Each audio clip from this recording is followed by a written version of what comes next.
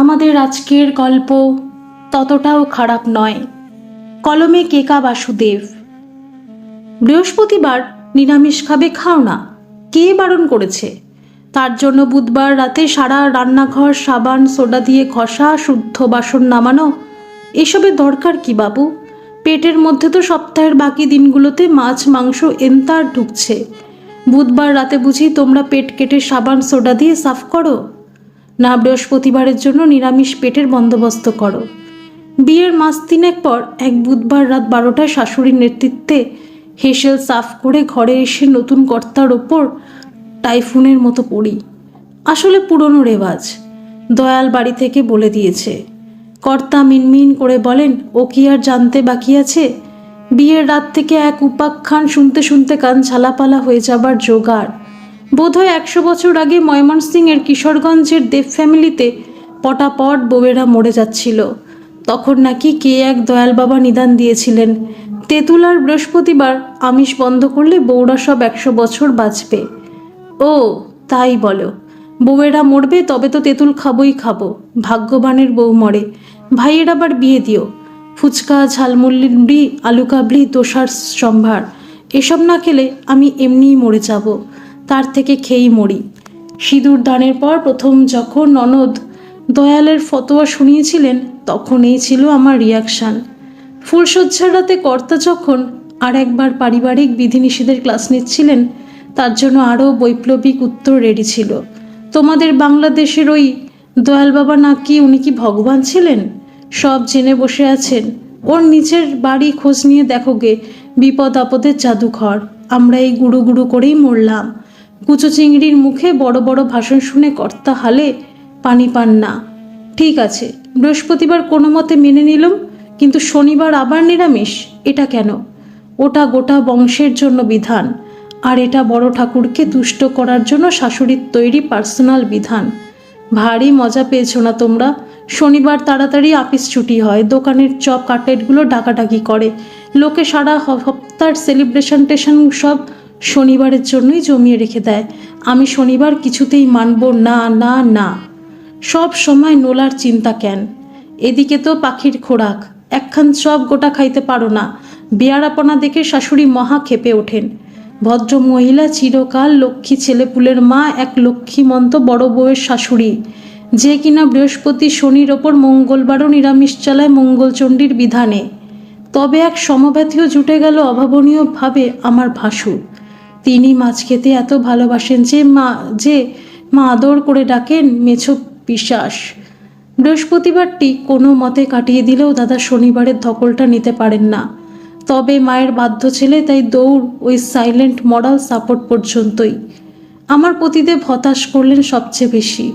এমন নাকি নিয়মনিষ্ঠ মানুষ যে বৃহস্পতিবার শনিবার বাইরে ট্যুরে গিয়েও নিরামিষ না জুটলে স্ট্রেপ পাউরুটি চিবিয়ে থাকেন। তার ওপর তেজ দেখাই, ভগবানের দোহাই দিয়ে যত্তরাজ্যের কুসংস্কার। তিনি যদি মানুষকে মুরগি মাটন খেতে বারণ করতেন, তবে সাকাশি বানিয়ে পৃথিবীতে পাঠাতেন।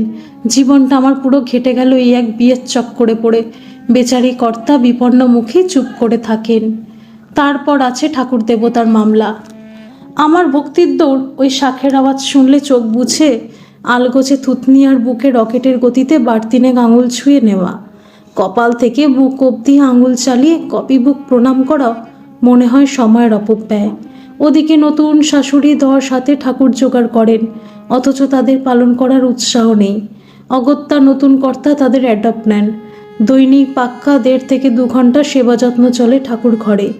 বেটা ছেলের অত বাড়াবাড়ি ভক্তি আমার 2 চোখের বিষ, আর কপালে তাই জুটল। মাস 6 কোনো মতে চেপে চুপে থাকার একদিন একখান বাঘা লেকচার ছাড়ি। এখন তোমার কর্মের সময়, এ সময় যদি সকালে 2 ঘন্টা ঠাকুর খেলে নষ্ট করো, তবে ভবিষ্যৎ অন্ধকার বলে রাখলুম। এবারেও কর্তা বিপন্ন মুখে বলেন, কথাটা মন্দ বলনি, তবে কিনা সংস্কারের একটা ব্যাপার আছে তো। নিজেরা চান করব, খাবো, আর তারা শুকনো মুখে ঘরের কোণে বসে থাকবেন। স্কুলে সত্যেন দত্তের কবিতায় পড়নি, দেবতারে মোরা আত্মীয় মানি। ধ্যাত, আর পাত্র খুঁজে পাইনি। মনে মনে মায়ের পিণ্ডি চটকাই। জীবনটাই নষ্ট হয়ে গেল। এই আধুনিক পুরুষ মানুষ না সেকালের বামুন বাড়ির বাল বিধবা। তার ওপর আবার গোষ্ঠী শুদ্ধ হালুম হুলুম করে শুটকি মাছ খায়। অবশ্য এতটুকু দয়া করে যে আমি আপিসে আর যা শ্বশুরবাড়ি গেলে ওই অমৃত রান্না হয়, তাতে কি?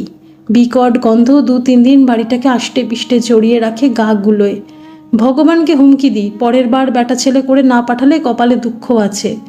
নতুন শ্বশুরবাড়ির এঁটো কাটার বাজবিছার লিজেন্ডারি, তাদের আত্মীয় স্বজন পর্যন্ত এ বাড়িতে খেতে আসতে ভয় পায়। ডাইনিং টেবিলে কাটা হয়ে থাকতে হয়, এই বুঝি আমিষের হাত নিরামিষের বাটিতে সামান্য ঠেকিল। আর এক দৈবিক কেমিক্যাল রিয়াকশনের মাধ্যমে সেই নিরামিষ বাটি আমিষে পরিণত হইল। বেশ কয়েকবার গুলিয়ে শাশুড়ির কাছে অশেষে নাকাল হয়ে আবার কর্তার কাছে তরপাই। বিয়ের আগে যখন দেখা হলো তখন পাহাড়, সমুদ্র, স্টিফেন হকিং এসব না করে এই কেমিক্যাল রিয়াকশনের কথা বলতে পারোনি? আমি স্পষ্ট বলে দিচ্ছি, কিন্তু একদিন মাকে মুখের ওপর বলে দেব, আমিষের ছোঁয়ায় নিরামিষ আমিষ হলে নিরামিষের ছোঁয়ায় আমিষও নিরামিষ হয়। অর্থাৎ কি না, পায়েস দিয়ে বিরিয়ানি টাচ করলে তা হবিষ্যান্ন হয়ে যায়। ওরে বাবারে মা, সেকেলে মানুষ ওইসব জটিল কেমিক্যাল রিয়াকশন বোঝে না, শেষে বিরাট এক্সপ্রেশন হবে। তবে সে রাতে ডাইনিং টেবিলে আমিষ নিরামিষের কেমিক্যাল তত্ত্ব বেশ ছাড়া ফেলে দিল। শাশুড়ি পর্যন্ত ফোনে তার বোন আর বৌদিদের হেসে হেসে পাগলি ছোট বউয়ের যুগান্তকারী থিওরি শোনালেন। আঁশ নিরামিষ রসিকতার টেবিলে ম্যানার্সও অনেক সহজ হয়ে গেল তারপর থেকে। এই প্রথম একটু একটু মনে হলো, না, সবটা তো খারাপ নয়। বিয়ের পর 2 কাজের লোকের প্রথমবার একসঙ্গে কামাই। বাপের বাড়িতে পর্বতের আড়ালে থাকতুম, পড়াশোনা, আপিসের ফাঁকে কাজের লোক এলো কি এলো না, রেশন বাজার কিভাবে হয় কিচ্ছুটি টের পেতুম না। প্রতিদিন হাতের সামনে কাঁচা জামা কাপড়, মুখের সামনে আহার আপনা আপনি জুটে যেত। এবার বাস্তবের মাটিতে ধপাস করে পড়লুম। 6 জনের সংসার চলবে কি করে? এদিকে 10টার মধ্যে আপিসে না পৌঁছলেই নয়। ও মা, শাশুড়ি 2 ছেলের মধ্যে একজন রাশিকৃত এঁটো বাসন নিয়ে কলতলায় মাজতে বসলেন, আর অন্যজন ডাস্টার হাতে ঘরদোর মুছতে লেগে গেলেন। বুড়ো রাঁধুনি বলে, এ বাড়িতে কাজের লোক না এলে মায়ের 2 ছেলেই গড়ের কাজ সেরে ন্যায়কো, সেই ছোটবেলা থেকে। একটু একটু সংকোচ হয়, ঘরের কাজ ছেলেদের নয়। এই সংস্কার রক্তে বহন করে চলেছি যে। খাটের ওপর গ্যাট হয়ে বসে আছি, নিচে কর্তা মনোযোগ দিয়ে ঘর মুছছেন।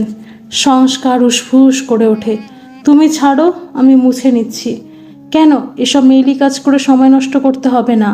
তুমি মুখে এত বৈপ্লবিক কথাবার্তা বলো আর কাজের বেলায় ছেলে মেয়ে বিচার করো।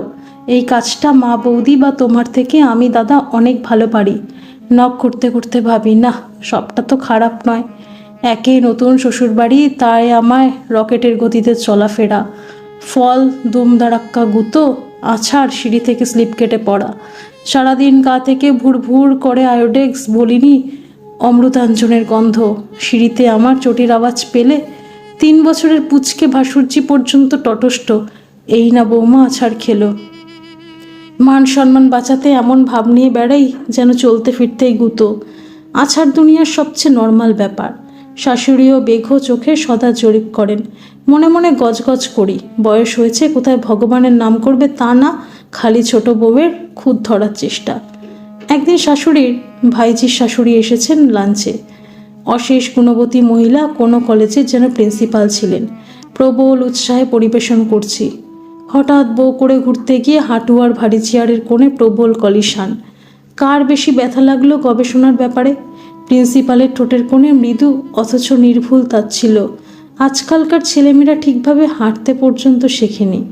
শাশুড়ি চশমার ফাঁক দিয়ে তাকিয়ে বলেন, বুঝলেন বেয়ান, একটা বাড়িতে নতুন এসে তার ভূগোলের সরগর হতে অনেক সময় লাগে।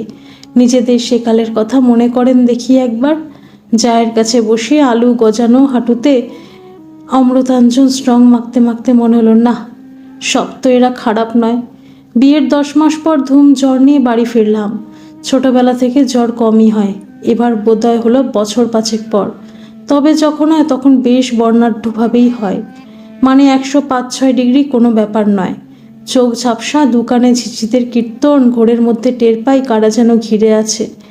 সাদা শাড়ি পরা মাথা ধুয়ে দিচ্ছেন, থেকে থেকে বলে উঠছেন, জয় শ্রী বিষ্ণু, জয় শ্রী বিষ্ণু, ঠিক ঠাকুমার মতো। সরকারি হাসপাতাল ফেরতা, হাঁকলান্ত ডাক্তার, ভাসুরের মাথার কাছে ঠায় বসে থাকা। তখন অনেক রাত, জ্বর কিছুটা কমেছে, সবাই নিশ্চিন্তে খানিক বিশ্রামে গেছে। চোখ মেলে দেখি মাথার কাছে বসে শাশুড়ির ছোট ছেলে। যেমন ছোটবেলায় জড়ো মেয়ে নিয়ে রাত জাগতেন আমার তরুণ বাবা, না সব তো খারাপ নয়, সেবার সুস্থ হয়ে সবাইকে নিজের হাতেই শুটকি মাছ রেঁধে খাইয়েছিলুম। ধন্যবাদ সকল বন্ধুরা।